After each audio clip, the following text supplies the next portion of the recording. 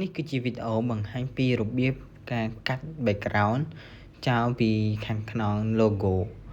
ដែលបងប្អូនទាំងអស់គ្នានៅពេលដែលចង់ធ្វើការយក logo ណាមួយយកមកប្រើប្រាស់តែងតែមានការលំបាកជាមួយនឹងការជាប់ជាមួយនឹង background ហើយនេះគឺជាវីដេអូបង្ហាញពីការកាត់ background ចោលពីខាងក្នុង logo ដើម្បីនៅក្នុងកម្មវិធី Adobe Photoshop ឥឡូវយើងចាប់ផ្ដើមបង្កើតនៅផ្ទាំងការងារមួយដែលយើងជ្រើសរើសវាចូលប្រភេទ transparent ដែលគឺជាផ្ទាំងនៃការងារដែលមិនមាន background ពណ៌មិនថាពណ៌សឬក៏ពណ៌អីគឺជាផ្ទាំងដែលគ្មាន background ដែលយើងសម្គាល់បានគឺជា color បែបប្រផេះនិងលីសបែបនេះហើយឥឡូវយើងជ្រើសរើសយក logo មួយឥឡូវខ្ញុំជ្រើសរើសយក logo Apple យកមកធ្វើការបង្ហាញដល់អ្នកទាំងអស់គ្នាទី1យើងទាញ logo Apple មកយើងបណ្ដាក់នៅលើផ្ទាំងការងាររបស់យើងបន្ទាប់មកយើងចូល layers មើល select លើ logo Apple ដែលយើងចង់កាត់ background ចេញហើយវិធីងាយៗដែលខ្ញុំតែងតែធ្វើចំពោះទៅលើ logo ដែល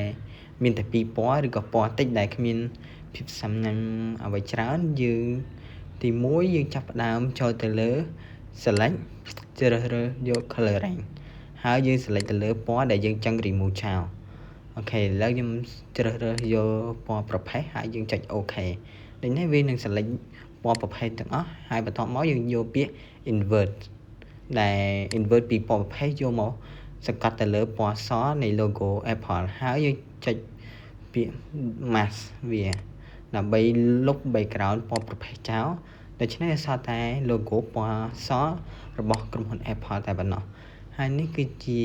លទ្ធផលសម្រេចនៃការលុប background ចោលហើយ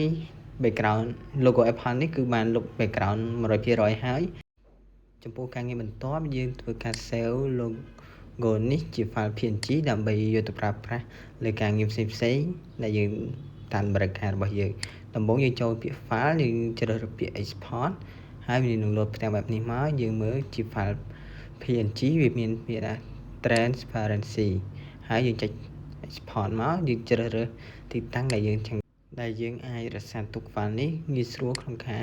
យកមកប្រើប្រាស់នៅពេលដែលយើងមានតម្រូវការហើយយើងសរសេរឈ្មោះឥឡូវនេះខ្ញុំដាក់ពាក្យថា Apple logo 1ដើម្បីសម្គាល់របស់ខ្ញុំហើយបន្ទាប់មកយើងចុច OK តែប៉ុណ្ណេះគឺ logo របស់យើងគឺបាន 100% ហើយ file ល្បាញ់មិញគឺយើងអាចទាញយកមកប្រើប្រាស់ទៅតាមតម្រូវការរបស់យើងដើម្បីបញ្ជាក់ថា logo នេះបាន remove background ហើយយើងនឹងធ្វើការគូស background សាកល្បងកុំភ្លេចចុច like និង subscribe channel របស់ខ្ញុំដើម្បីទទួលបានវីដេអូល្អៗថ្មីៗបន្តទៀតសូមអរគុណសូមជម្រាបលា